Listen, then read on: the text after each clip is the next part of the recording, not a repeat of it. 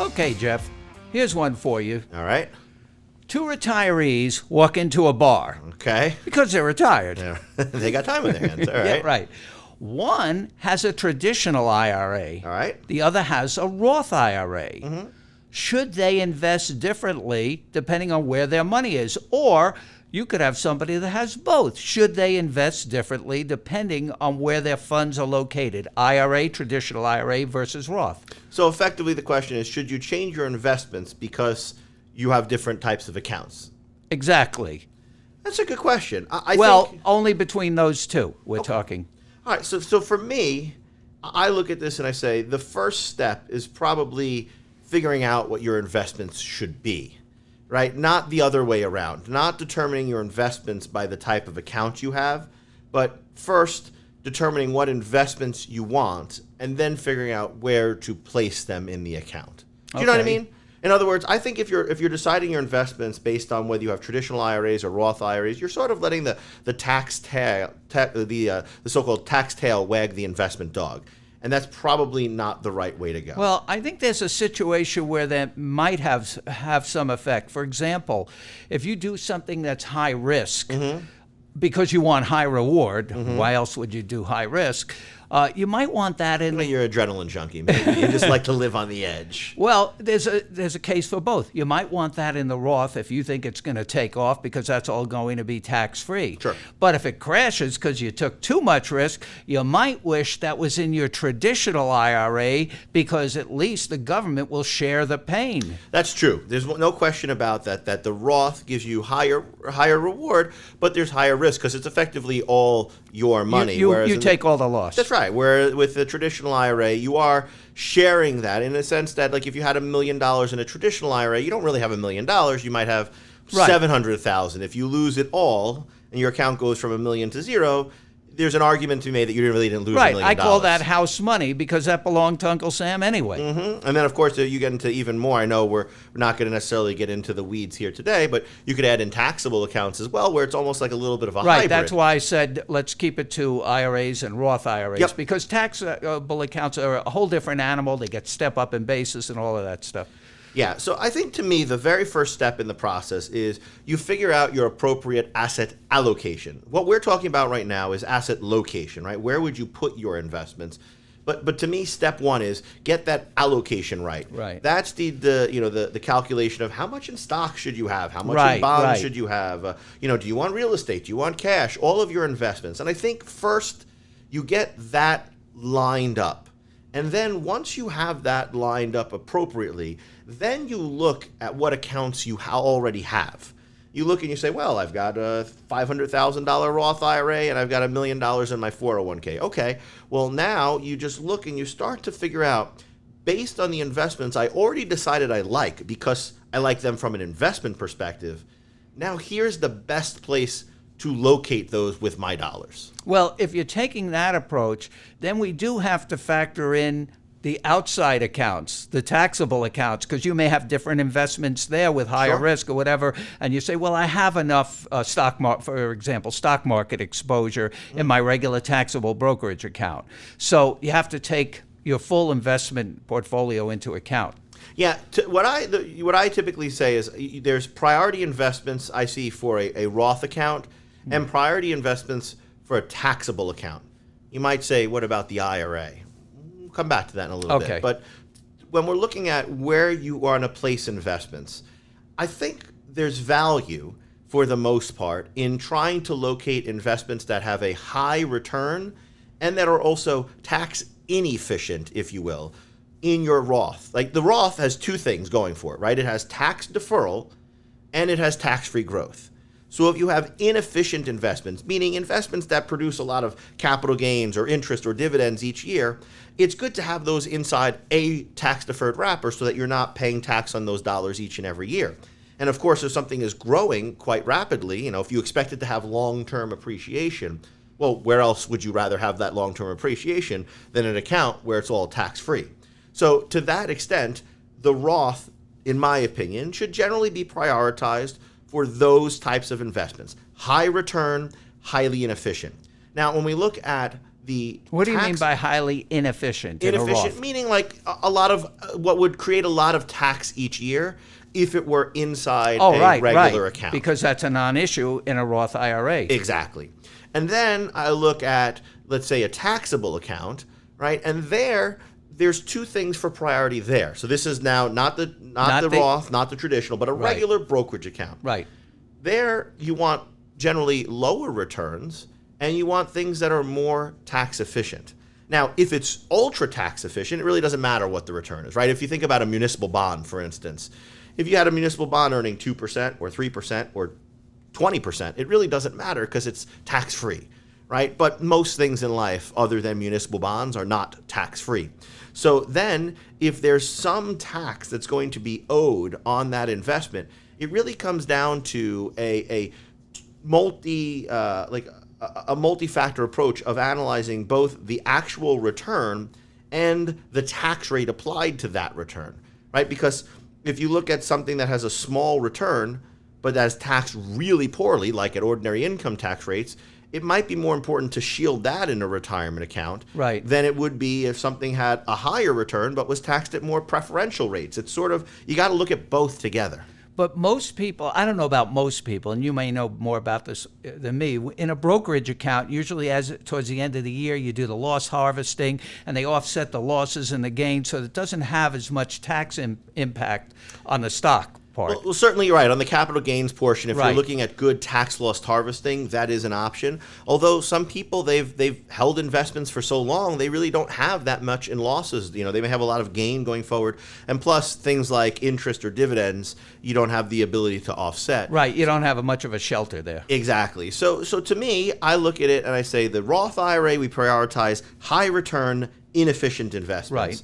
The taxable account generally is going to be for lower return, efficient investments. And then we get to the traditional IRA. Right.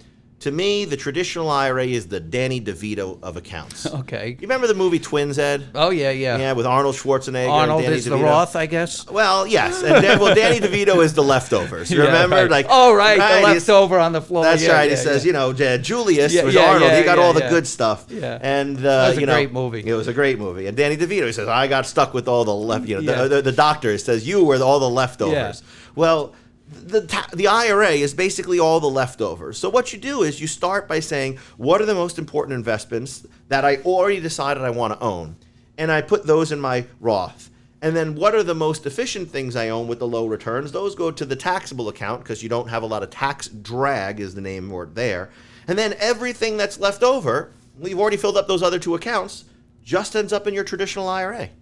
And do you take beneficiaries into account too? Because if we're including a taxable, they get the step up in basis. So that's a big deal. It is. It's a huge deal. Yeah, when we're looking at beneficiaries, actually, you know, a little bit different, but a related note, sometimes I actually think that people should consider treating their beneficiaries unequally to leave them Right. each a little bit more, you know, to make sure that, or to consider leaving a higher income tax beneficiary more of a Roth account and a Right. lower income tax beneficiary more of a traditional account. This way, overall, fewer dollars are taken by the IRS, and if there's fewer And they can dollars still taken, equalize the net of tax inheritance. that's right. What I tell people is if you have a traditional IRA, a 401k, or a similar type of account, you have N plus 1 beneficiaries. N being the number of people you name on your beneficiary form, plus 1. And the plus 1 is the IRS. Right. If you do something to minimize the plus 1's share of your inheritance, or you know, Yeah, without algebra, I just tell people, you know, who are your beneficiaries? And they'll say, well, I have John and Jim. Oh, so you have 3. right. What? No, I said I only have 2. No, you didn't put Uncle Sam on there. Yep. He's an interesting beneficiary. We know what a beneficiary is. They get the funds after they inherit, after somebody dies. Uncle Sam is an unusual beneficiary. He gets it while you're alive and after death. Good to be the king. Yeah, right. So you always have that. I always tell people, you know, you have an extra beneficiary. If you split it over less people, obviously your beneficiaries will get more. So I don't use the N plus 1. All right. But I get what you're Yeah. saying. Nobody wants the extra beneficiary. That's right. You cut out the IRS's share. It means there's more left over for the other He people. comes with the account, except in a Roth. That's true. All right, so back to our initial, or our main topic of discussion today. Should you invest differently in a Roth or a traditional IRA? When we look at this, we say there are definitely some tax advantages to doing so, right? Putting your higher appreciating investments inside a Roth account can be great. From a tax perspective, putting your most efficient investments inside a taxable account, because if they are efficient, you don't need the tax-deferred wrapper as much. Right. That can be valuable. But there are some downsides to this approach too that people should be aware of. For instance, not every couple, right? If you're looking at a household, right, with let's say husband and wife's accounts, maybe the husband has more of the traditional IRAs and the wife has more of the Roth IRAs. Oh, right, yeah. If you're locating your investments like we just talked about, they may see their own accounts fluctuate much differently from one another, and that may, they may understand it or they may not, right? Sometimes that can be very difficult to explain, like, well, why did your account go up so much and my account went down, right? And plus, in some cases, blended families and things like that, the Yep. accounts may go to different beneficiaries. That's exactly right, which again must be taken into consideration. It also means that, to your point, there is a little bit of a benefit in some cases, a little bit of defense, if you will, of having those risky investments inside the traditional IRA where someone could take, where the IRS effectively absorbs some of that loss. That said, over time, you hope that your higher appreciating assets, the riskier assets, look, like you said, the only reason you take the risk is because you believe long term it's going to have the reward. In life, you play your odds over and over and over again, right? You do the best you can with the information you have at the moment, and you go forward from there. Most times, those higher risk investments have a higher expected return. That's, again, why you're willing to take the risk. If you hold on to it long enough, you hope to see that return. And if you do it inside the Roth, you can enjoy those returns tax-free, but there's no guarantee. And so someone might say, well, I'd rather have all my accounts be the same. This way I have a little bit in each bucket. There's an argument to be made for that too. Well, except that the Roth, anything in a Roth always does better because that's a single best account. I mean, everything in there grows income tax-free for the rest of your life. You never have to take it out. And even 10 years beyond to beneficiaries, they don't have to worry about income tax. You notice I said income tax. Because people say, what about estate? They think estate tax too. Yep. They're all included in your estate. But anything in a Roth, even alternative investments like real estate, for example. Real estate, the best place to have it is in the Roth because it's absolutely income tax free. But the worst place is your traditional IRA because now you've just stripped it of all the great benefits of real estate. So if you don't have a Roth, you're probably better off in a regular taxable account to own it personally, for example, or outside of your traditional IRA because you get the step up in basis, the depreciation, all the big tax benefits of owning real estate. And if you do it in a Roth, obviously you don't have to worry about any of that. It comes with it. It's like Roth. Everything comes with it. You get the Roth. It's like when they have the step ups in products. I can't even think of one. You get this. You for this money. They get this, and you get buy this. one knife and you get 75 for free, right? And it's got everything. It's get got the all the holder, benefits. yeah. Yeah. I should know that from PBS. You get this package. Oh, you get one more and 10 more CDs and 10 more CDs. That's the Roth. It comes with every possible benefit. That's the best place to own. But if you don't do well, even with real estate, you lose money. It's all your loss. Yep. Yeah, so I can make the argument maybe that you'd want to have real estate inside a taxable account, but it kind of brings me to a point that I want to make before we wrap up our discussion here, which is, a lot of times I get the question, hey, I have real estate. Should I own it in my traditional IRA? Should I own it in my Roth? Should I own it in my taxable account? Or, hey, I have this foreign stock. Where should I own this? Well, you can't look at these things in isolation, at least not if you buy into my theory that first you pick your investments and then you pick the location. Because what it really comes down to when you're figuring out where you should own your investments is what else do you own, right? Should I have it in my traditional IRA? The answer is compared to what, right? Should I have it in my taxable account compared to what? Oh, and I just want to stop you there. We're saying things that I'm realizing some people might say, so you can just put real estate in your IRA? No. You can use your IRA or Roth IRA funds to buy real estate. You can't contribute it. I just want to make that clear.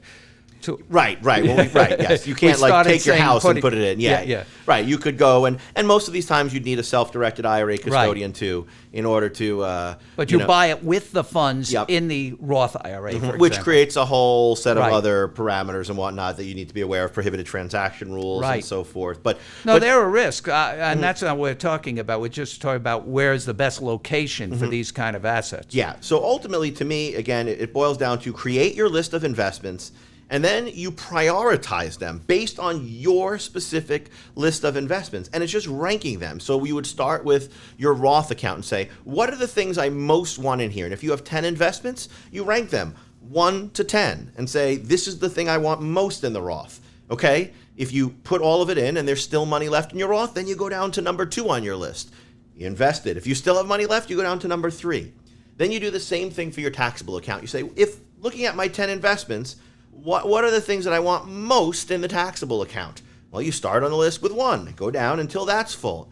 At the end of the day, what you're going to be left with is the leftovers, the Danny DeVito of your investments, and you put them right back into your traditional IRA. And now you have appropriately, in my opinion at least, asset located. You now have not only your good asset allocation, which you decided before you set apart on where you put the investments, but then you have taken the next step, which is figuring out where, with the investments you already know you want to have, you should place them. Right.